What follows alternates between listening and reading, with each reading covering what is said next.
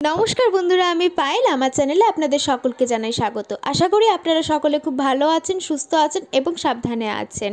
আজকে আমার একটা অ্যানিভার্সারির কেকের অর্ডার আছে।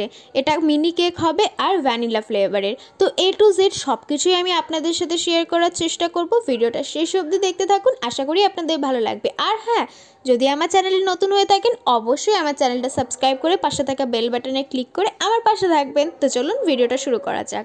প্রথমেই এখানে দেখুন আমি চিনি আর ময়দাটা মেপে নিচ্ছি। কতটা করে পরিমাণ নিচ্ছি সেটাও কিন্তু আপনাদেরকে দেখাচ্ছি। চিনি নিলাম আমি 25 গ্রাম, ওকে। আর ওদিকে আমি ময়দাও কিন্তু নেব সেম 25 গ্রাম, তার মানে 25 গ্রাম চিনি আর 25 গ্রাম ময়দা।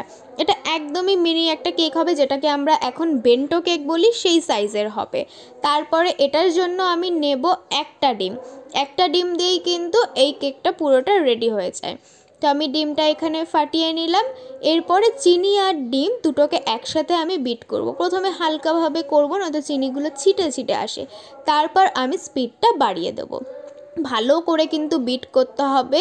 কেক যতটা স্পঞ্জি হবে এই বিটটার করার উপরেই কিন্তু ডিপেন্ড করে। খুব ভালো করে এটা করতে হয়। এখানে দেখুন আমার বিট করা কিন্তু প্রায় কমপ্লিট হয়ে গেছে। একটু ক্রিমি ক্রিমি টেক্সচার হবে, লিকুইড ভাব যেন খুব বেশি না থাকে। আর অয়েলের পরিমাণটা লক্ষ্য করুন, আমি 1.5 চামচ মতো অয়েল দিলাম, এনাফ এই কেকের জন্য।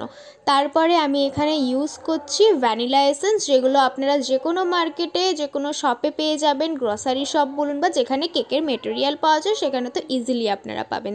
তারপরে কিন্তু খুব হালকা বিট করে নিয়েছি। তেল দেওয়ার পরে খুব বেশি আর বিট করাটা ঠিক নয়। আর এখানে আমি ময়দাটা এখন মিক্স করব। লক্ষ্য করলে দেখবেন আমি কিন্তু সবটা একবারে নিয়ে মিক্স করব না, অল্প অল্প করে নিয়ে আমি মিক্স করব ভালো করে। কোনো রকম বাবলস যেন না থাকে, খুব ভালোভাবে সব কিছু যেন মিশে যায় সেটা দেখতে হবে।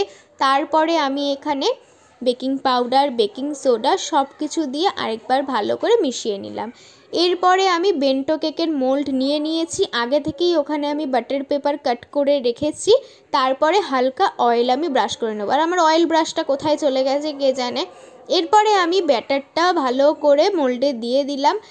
এরবার নোটিস করবেন, মোল্ডে ব্যাটারটা দেওয়ার পর ডিরেক্ট কিন্তু বেক হতে দেবেন না। একটা স্পুন হোক বা এরকম স্টিক হোক, ব্যাটারটা খুব ভালোভাবে একটুখানি এদিক ওদিক নাড়িয়ে নিয়ে মোল্ডটাকে এইভাবে নাড়িয়ে বেক করতে দিলে কি হয়, ব্যাটারের মধ্যে অনেক সময় তো বাবলস ক্রিয়েট হয়, তো সেই বাবলসগুলো আর থাকে না, ভেতর থেকে খুব ভালোভাবে কেকটা বেক হয়। এই যে আমার স্পঞ্জ একদম বেক হয়ে চলে এসছে। আর হ্যাঁ, ওভেন কিন্তু প্রিহিট করা ছিল, সেটা নিয়ে হয়তো পরের দিন আমি ডিটেলস ভিডিও করব।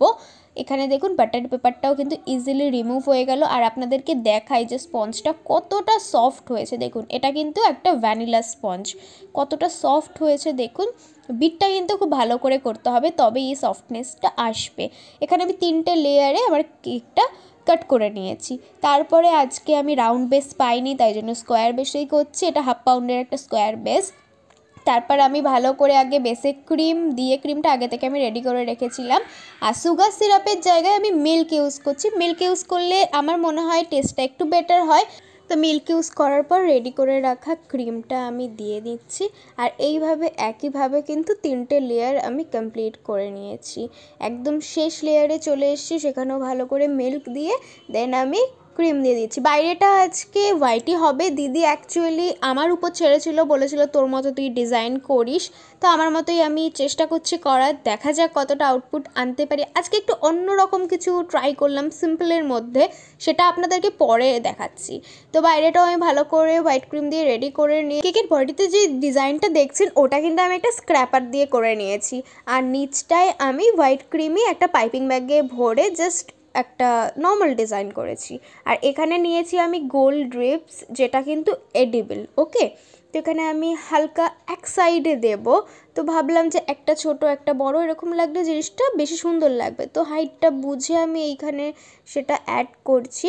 কিছুটা বড় থাকবে, কিছুটা ছোট থাকবে। আর এইখানটাতেই আমি ফুলগুলো অ্যাড করব। এবার হচ্ছে মেন ব্যাপার, আজকে আলাদা রকম কিছু করব ভাবলাম। এইটা কিন্তু একটা এডিবল সুগার ফ্লাওয়ার, ওকে, যেটা আমি ফন্ডেন্ট দিয়ে রেডি করেছি। এটা কিন্তু সম্পূর্ণ হাতে বানানো। আর এখানে ভাবলাম যে ফুলের পাশে যদি পাতা থাকে দেখতে তো আরেকটু অ্যাট্রাকটিভ লাগবে, তো এটাও আমি ফন্ডেন্ট দিয়ে রেডি করে নিয়েছি আলাদাভাবে। তো এই যে 3টে পাতা টোটাল আমি অ্যাড করলাম। আর আজকে ইউজ করবো এই হ্যাপি অ্যানিভার্সারি ট্যাগটা। একটা, যেটার মিডলে একটা ফটো দেওয়া থাকবে। তো আমি দিদির কাছ থেকে কাকু কাকিমার ফটো চেয়ে নিয়েছি, সেটাকে প্রিন্ট করে আমি এটাকে কাট করে ওই ট্যাগটার মধ্যে সেট করে নিয়েছি। আরেকটু অ্যাট্রাকটিভ করার জন্য সুগার বল আমি ইউজ করলাম গোল্ডেন। তো ফাইনালি আমার কেক কিন্তু একদম রেডি। আর এই ফ্লাওয়ারগুলোর কথাই বলছিলাম, এটা কিন্তু সম্পূর্ণ আমি হাতে বানিয়েছি। যদি কেউ এটার টিউটোরিয়াল চাও তো কমেন্ট করে জানাতে পারো, আমি অবশ্যই সেটার উপর আলাদা করে একটা ভিডিও বানাবো। আজকের ভিডিওতে সেই টিউটোরিয়ালটা আর দেওয়া হয়নি। এই হচ্ছে আমার সম্পূর্ণ কেকটা। কেমন লাগলো আপনাদের অবশ্যই জানাবেন। সবাই ভালো থাকবেন, সুস্থ থাকবেন। আজকের মতো টাটা।